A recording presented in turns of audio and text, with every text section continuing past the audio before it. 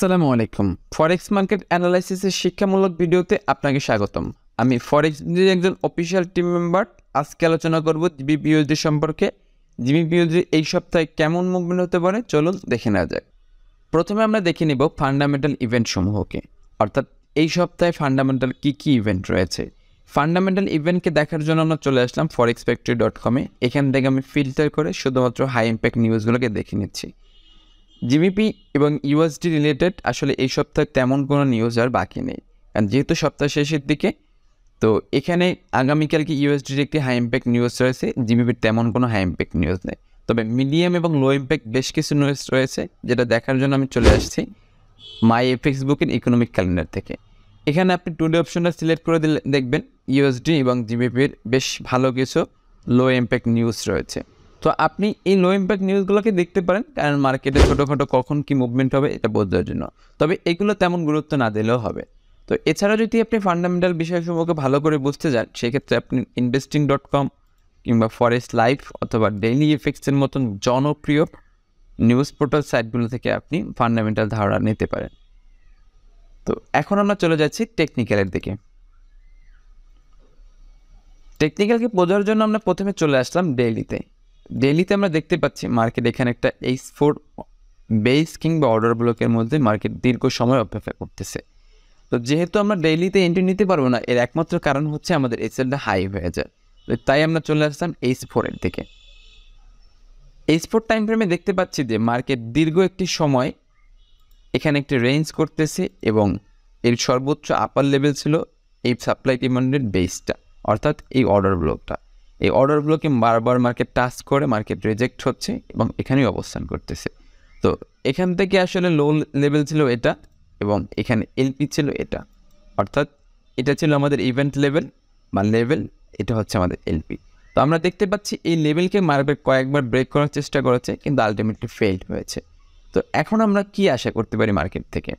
তো যেহেতু এই লেভেলটা মার্কেট ব্রেক করতে পারে নাই এবং এখানে একটি অর্ডার ব্লক রয়েছে, অর্থাৎ ইম্পালসিভ ইম্পালসিভ, এখানে এই ইম্পালসিভ বেসের পরে এই বেসটা কিন্তু পাওয়ারটা অনেকটা বেশি, কারণ হচ্ছে প্রথম ইম্পালসিভের থেকে দ্বিতীয় ইম্পালসিভ মুভটা বড় ছিল এবং এই বেস থেকে অলরেডি একটি পিনবার রিজেকশন দিয়ে দিয়েছে। তো এটা আমাদের একটি সাইন দেয় মার্কেট এখান থেকে বাইরে যেতে পারে।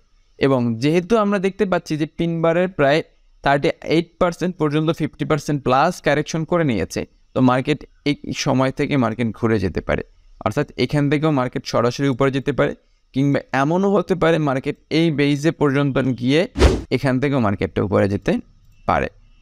তো আমরা এখান থেকে আসলে একটা আপাতত সম্ভাব্য বাই চিন্তা করতেছি, মানে যার টার্গেট এসএলটা হবে কিছুটা এই বাফ এটার নিচে এবং টিপিটা হবে এই বেস পর্যন্ত। তবে আমাদের ডাইনামিক লেভেল পর্যন্ত একটি বাধা হতে পারে, এটা মাথায় রাখতে হবে। আমরা একটু এইসন টাইম ফ্রেমে গিয়ে আরও এন্ট্রিটা সম্পর্কে একটু নিখুঁতভাবে দেখিনি। এখানে আমরা দেখতে পাচ্ছি একটি রেগুলার ডাইভারজেন্স ফর্ম করেছে, অর্থাৎ মার্কেট নিচের দিকে যাচ্ছে, হিস্টোগ্রাম উপর দিকে যাচ্ছে। তো এখান থেকে আমরা বুঝলাম যে হ্যাঁ, এই সনও একটা আমাদের সাপোর্ট দিচ্ছে বা আমাদের এটা কনফার্মেশন দিচ্ছে যে মার্কেট এখান থেকে ডাউন না হয়ে আপে যাওয়ার সম্ভাবনাটাই বেশি রয়েছে। তবে যেহেতু আমাদের নিচে আরও একটি বেস রয়েছে, তো তাই আমরা আশা করতে পারি যে এই বেস পর্যন্ত কিন্তু মার্কেট আসতে পারে। তবে আমাদের এখন ডিরেকশন হচ্ছে আমরা সরাসরি এখান থেকেও চাইলে একটা বাই নিতে পারি। এর কারণ হচ্ছে যেহেতু পিনবারে 50% বা 38% রিটেস্ট করতেছে। আর এছাড়া যদি আমরা দেখি যে মার্কেট এই বেস পর্যন্ত আসছে, এই বেস থেকে আবার নতুন করে কোনো প্রাইস অ্যাকশন ওয়েপেন আমরা দেখতে পাই, অর্থাৎ পিনবার, এঙ্গালফিং বার বা 2 বার, এই জাতীয় কোনো কনভার্সন, তবে আমরা একটা বাই নেব। আর যদি এমনটা হয় যে মার্কেট এখান থেকে এসে মার্কেট টোটালি ব্রেক করেছে এবং ব্রেক করার সাথে সাথে এন্ট্রি না নিয়ে অপেক্ষা করব, আমাদের এই যে অর্ডার ব্লকটা ছিল তখন একটা ব্রেকার ব্লক হয়ে যাবে এবং এই ব্রেকার ব্লক থেকে যদি আমরা কোনো প্রাইস অ্যাকশন ওয়েপেন পাই, সেক্ষেত্রে আমরা একটা সেল নেওয়ার চেষ্টা করব। কিন্তু যতক্ষণ পর্যন্ত মার্কেট প্রাইস অ্যাকশন ওয়েপেন না পাই, সেক্ষেত্রে কিন্তু আমরা সেল নিব না। আর এমনটা যদি হয় এখান থেকে মার্কেট আসার পরে একটা বা দুইটা ক্যান্ডেল ফেক ব্রেকআউট করে আবার মার্কেট উপরে চলে যাচ্ছে, তখন বুঝতে হবে এটা একটা লিকুইডিটি হান্ট হয়েছে। তো এখন আমাদের এই সেটআপের সামারি হচ্ছে এটা যে মার্কেটে একটি রেগুলার একটি রেগুলার ডাইভারজেন্স রয়েছে এবং H4 বার দেখতে পাচ্ছি আমরা একটা পিনবার এবং পিনবারে 50% রিটেস্ট করেছে এবং এটা একটি H4 বেস থেকে হয়েছে। তো আমরা যদি দেখতে পাই এখান থেকে মার্কেট সরাসরি এখন বাই হতে পারে, কিংবা এই বেস থেকে আবার গিয়ে ঘুরে মার্কেট উঠতে পারে। ধন্যবাদ এতক্ষণ সাথে থাকার জন্য। ভিডিও সম্পর্কে কোনো মন্তব্য থাকলে কমেন্ট করে জানাতে পারেন। এছাড়া ভিডিওটি ভালো লাগলে লাইক ও শেয়ার করতে পারেন।